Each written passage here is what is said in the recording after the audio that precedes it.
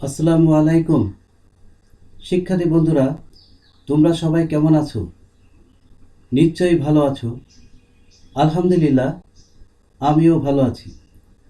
Kabirajpur share মাধ্যমিক বিদ্যালয়ের নিয়মিত আয়োজন অনলাইন ক্লাসে তোমাদের সকলকে স্বাগতম।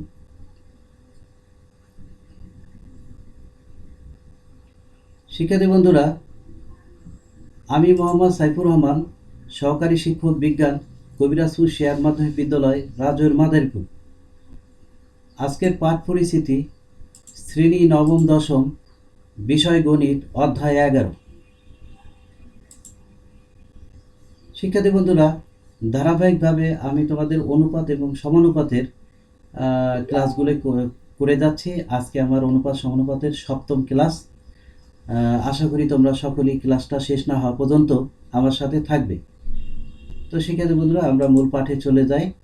আজকে আমি তোমাদের পাঠ্য বই 16 নম্বর অঙ্ক। তোমরা এখানে দেখতে পাচ্ছ যে a plus B minus C divided a plus B সমান B plus C minus A divided a plus B B plus C divided C plus A minus B by হলো সি প্লাস এ, এবং A plus B plus C কি সমান 0 নয় না হলে প্রমাণ করো যে এ সমান বি সমান সি।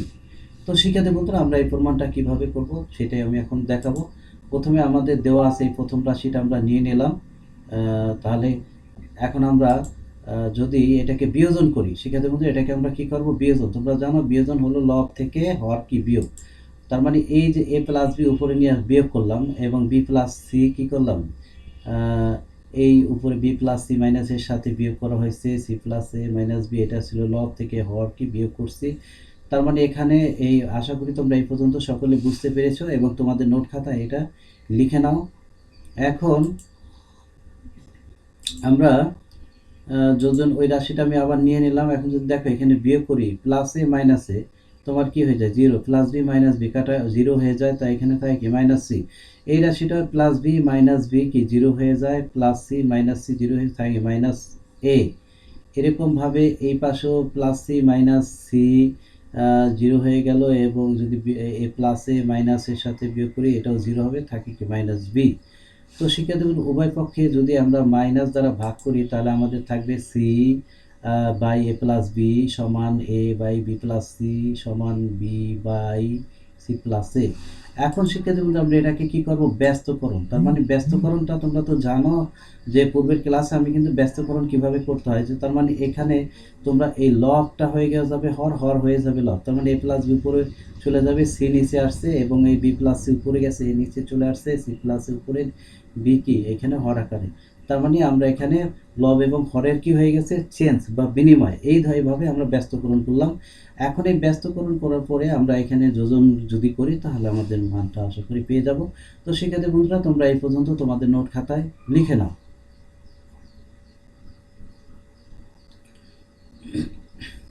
তাহলে আমরা এখন নেক্সট স্লাইডে যাই। তো আমরা এখানে কি করব? এই রাশিটাকে যোজন করব। যোজন করলে আমরা কি হবে, যে এই যে এখানে নিচে হর আকারে ছিল সি, এটার সাথে যোগ হয়ে গেছে, এই এ হোক কি এই উপরের সাথে সাথে যোগ হয়ে গেছে, এই বির যোগ হয়ে গেছে। এখন আমরা এখানে দেখতে পাচ্ছি যে এখানে তিনটা রাশি সমান। যদি আমরা ওই পক্ষকে এ প্লাস বি প্লাস সি দ্বারা ভাগ করি তাহলে এখানে পাবো কি 1/c 1/a 1/b। এখন যদি এটাকে আমরা এখান থেকে এটা থেকে আমরা লিখতে পারি যে a সমান b সমান c। তো শিক্ষার্থী বন্ধুরা, আমাদের কিন্তু প্রমাণে কিন্তু এটা চেয়েছিল, তাহলে আমরা লিখতে পারি যে প্রমাণিত, ঠিক না? তো আশা করি তোমরা সকলে এই গাণিতিক সমস্যার সমাধানটা বুঝতে পেরেছো। তোমরা তোমাদের নোট খাতায় লিখে নাও। এখন আমি তোমাদের পাঠ্য বইয়ের 17 নম্বর অঙ্কের সমাধান করে দেখাবো।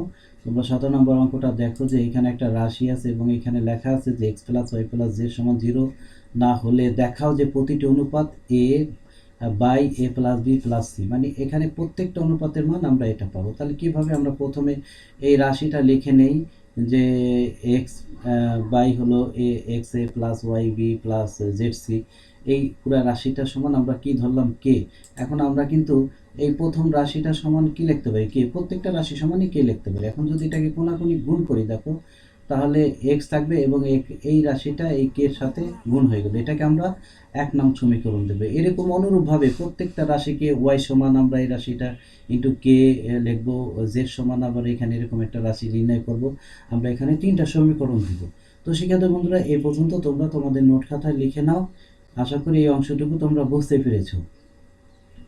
তাহলে আমি নেক্সট স্লাইডে যাব। নেক্সট স্লাইডে আমরা দেখব অনুরূপভাবে পাই, তার মানে ওয়াই সমান আমরা লিখতে পারি K into Y A plus Z B plus কি এক্স সি, এটা 2 নং সমীকরণ দিলাম, এবং জেড সমান K into Z A plus X B plus Y C.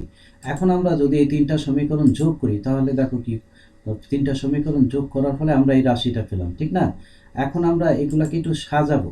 তোমরা এখানে দেখো সমস্ত এগুলো একসাথে নিয়ে আসছি, X A Y A Z A, আবার সমস্ত B X B Y B Z C, আবার সমস্ত C X C Y C plus Z C. আমরা এটাকে এক পাশে নিয়ে সাজাই নিলাম। আর এরপরে আমরা কি করব, এই পর্যন্ত তোমরা লিখে নাও। আশা করি এই পর্যন্ত বুঝতে পেরেছো। তার মানে এখন যদি আমরা এই প্রত্যেকটা রাশির ভিতরে এখান থেকে এই 3টা রাশি এ কমন নেব, এটার ভিতরে বি কমন নেব, এটার ভিতরে সি কমন নেব, তাহলে সি এগুলো কমন নিলে কি হয় সেটা আমরা দেখি। তো আমরা কি A common X plus Y plus Z, B common নেওয়ার ফলে X plus Y plus Z পেলাম, এবং সি কমন নেওয়ার ফলে X plus Y plus Z পেলাম। এখন আমরা কিন্তু লিখতে পারি যে K into X plus Y plus Z common নিলে A plus B plus C পেলাম। এখন শিক্ষার্থী বন্ধুরা, যদি আমরা এই রাশিটাকে এই পাশে নিয়ে আসি আর এক্স প্লাস জেড ওই পাশে নিয়ে যাই এবং শুধু কে রেখে এই রাশিটাকে আমরা এখানে নিয়ে আসছি, এখন এই যে X plus Y plus Z কাটাকাটি গেলে কে সমান পেলাম আমরা A plus B plus C, তার মানে কে ছিল অনুপাত, ঠিক না? তাহলে আমরা প্রত্যেকটা অনুপাতের মান কে পেলাম 1/a plus B plus C, এইটাই কিন্তু আমাদের দেখাইতে বলছিল। আশা করি তোমরা সকলেই বুঝতে পেরেছো শিক্ষার্থী বন্ধুরা। তাহলে আজকে আমরা শিখলাম হলো তোমাদের পাঠ্য বইয়ের 16 নম্বর এবং 17 নম্বর অঙ্কের হলো গাণিতিক সমস্যার সমাধান। আশা করি তোমরা সকলেই এগুলা বুঝতে পেরেছো। এখন আমি তোমাদেরকে একটি বাড়ির কাজ দেব, বাড়ির কাজটি তোমাদের নোট খাতায় লিখে নাও। তাহলে 18 তোমার পাঠ্য বইয়ের 18 নম্বর অঙ্ক, সেখানে ছিল A plus B plus C into P সমান B plus C minus A into Q সমান হলো কি C plus A minus B into R সমান A plus B minus C S হয়, তবে প্রমাণ করো যে 1/কিউ প্লাস 1/আর প্লাস 1/এস সমান 1/পি। আশা করি শিক্ষার্থী বন্ধুরা তোমরা সকলেই এই গাণিতিক সমস্যার সমাধানটা বাসায় বসে করতে পারবে। আমি নেক্সটের ক্লাসে আরও কিছু গাণিতিক সমস্যার সমাধান নিয়ে আসব। আশা করি সকলেই আমার ক্লাসটি দেখবে এবং অবশ্যই শেয়ার করে দেবে। তো শিক্ষার্থী বন্ধুরা, এতক্ষণ আমার সাথে ছিলে এই জন্য তোমাদের সকলকে অসংখ্য ধন্যবাদ। তোমরা সকলে ভালো থাকো, সুস্থ থাকো, তোমাদের মঙ্গল কামনায় আজকের মতো এখানে আমি শেষ করছি। আল্লাহ হাফেজ।